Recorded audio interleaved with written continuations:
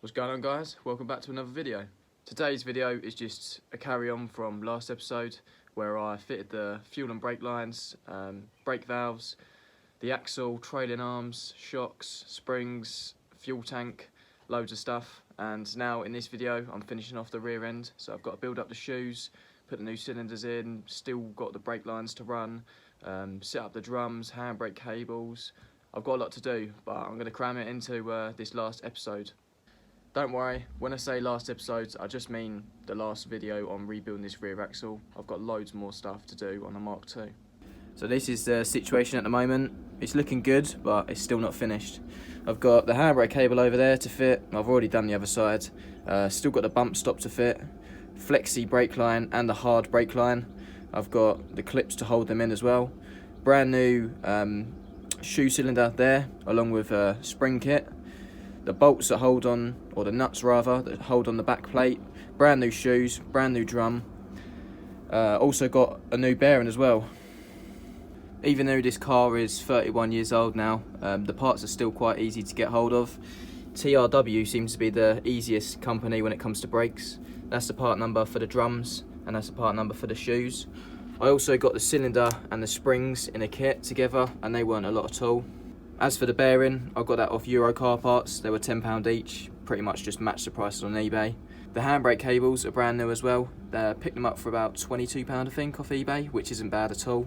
So overall, you can still get these parts, you just have to look about, and eBay seems to be the best place. First job is to put the handbrake cables on. They literally just slide into here, and one's held in with a little clip. And then up here, there's a little dowel. Slides through there, and it's got a little clip to hold it in position. Handbrake cables are all now done up. See that dowel's through there with the clip around it. The clip's on there holding the offside cable on, and this near side is held in with the adjuster. I've gone ahead and started to route the handbrake cable. There's one clip here for the near side one, and then you've got this clip here, or grommet, retainer, whatever you want to call it. They always break on the Fiestas, but I've got brand new ones that came with a handbrake, and that's all pushed in now.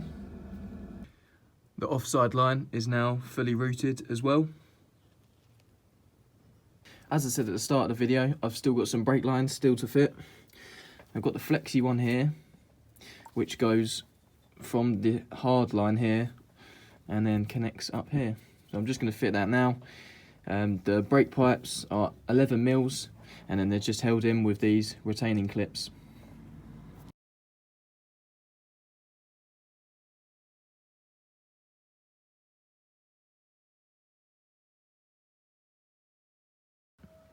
That's one of the clips all in place. This second one is now done up as well. Looks a bit more impressive with the blue clip on the black part of the axle. And this last little hard line is nice and secure. Now I've got the right cables and pipes coming through, I can now rebuild the shoe setup. First thing I'm going to fit is this back plate. Make sure the handbrake cable goes through there first. And then, actually should clip in, but this is a bit tight. There you go. That's clipped in. Whack it on there. There we go. It's held in with 4 13mm nuts. Now they're all done up, I think it's time to change the brake cylinder. I've got this Lucas one. As I say, it come in a kit with the springs, and I think the shoes actually came in the same kit. But yeah, it's just held in with 2 10mm bolts. I made these up myself, just cut them down, new washer, and yeah, they look the part. The 2 bolt holes go at the bottom.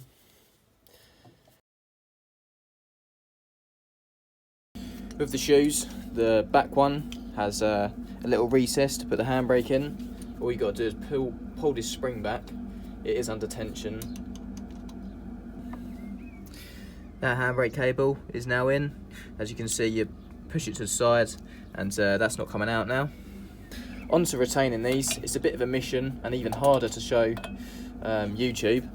So first things first, there's a pin. It goes back through from the back in through there and should go through the shoe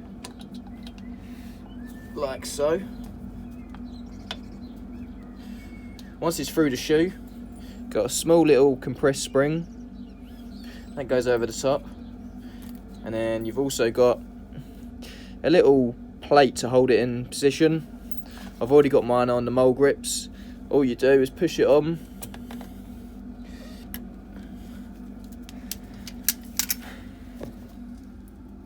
and that's that. It's now compressed, and you twist the pin, so now that's not coming out at all.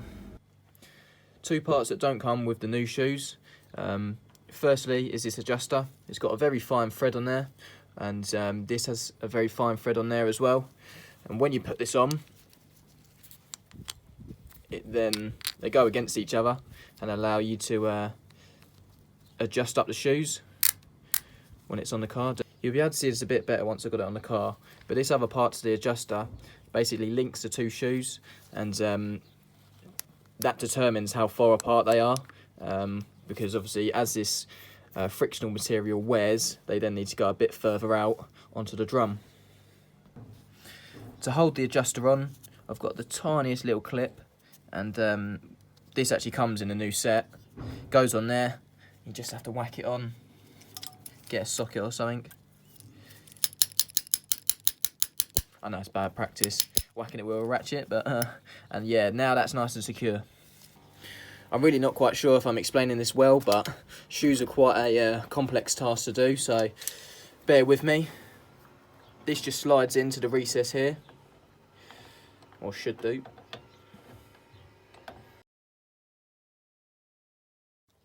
I've just clipped this one in as well, so they're both now secure, and the last job really on these is to put the springs on.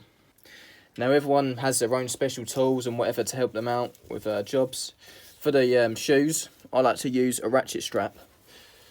In this case, it's not as hard because there's no fluid in the system, so I'm not going against anything. But all this does basically is holds the shoes together while I put the springs on, because some of them are very tight and they are quite hard to put on sometimes, especially when there's pressure in the system. Now that's all tight, I can start putting the springs in. So you've got this bottom one, and I'm going to be putting a lot of pressure going this way, and normally it would cause this shoe to pop out or go tits up.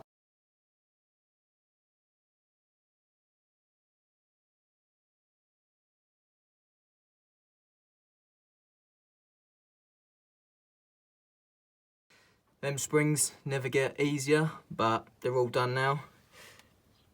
That one along the top just clips in by the shoes. This one under here clips in just there, and under that little recess I was talking about. And the bottom one you already see me do. Once you got to this stage, so easy just to release them off. Everything stays in position, happy days. Now that the shoe setup's done, I'm going to move on to building up these drums. There's not a lot I have to do to them, but I've got these brand new bearings. They've got these sort of shims with them that are tapered. As you can see, the bearings themselves are tapered, and they just press in here.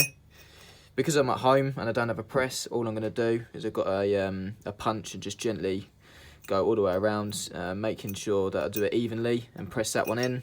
Do the same for this side. There's just a bigger one, exactly the same, taper again, and press that in.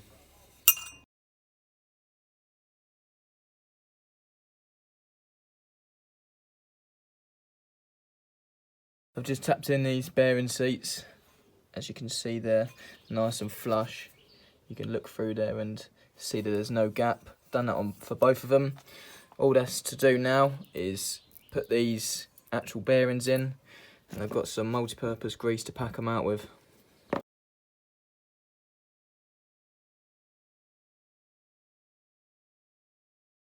That's the bearings all in now and greased up. One reason why I don't really use Euros that much is because this grease seal that goes on the back of the drum was wrong. It's too big and there was no way that was fitting in that hole, so I had to use the old one. Yeah, so that's what you get for buying pattern parts.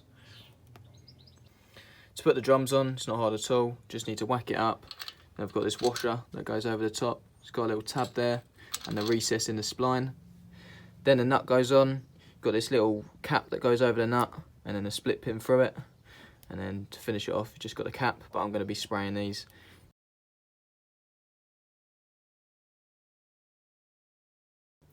That's both sides of the Mk2 now rebuilt up.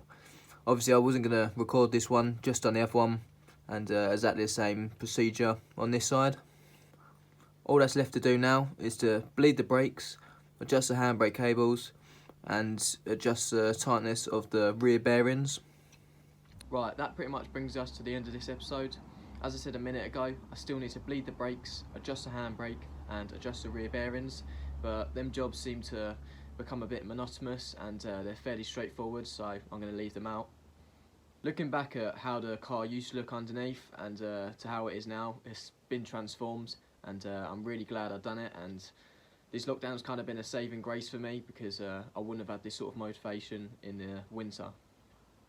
As underneath and the rear end has all been restored now on the Mk2, people might be wondering what I'm going to do next, and I have been spending quite a lot of money on future videos and parts that I've been ordering.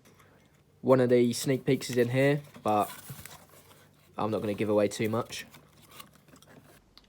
So expect to see a couple of videos of installing the new parts very soon. A lot of people did think I was going to keep this car standard, which was the plan to start off with, but I'm sort of swaying away from that now, but not too much. I'm sort of going to be tastefully modifying it.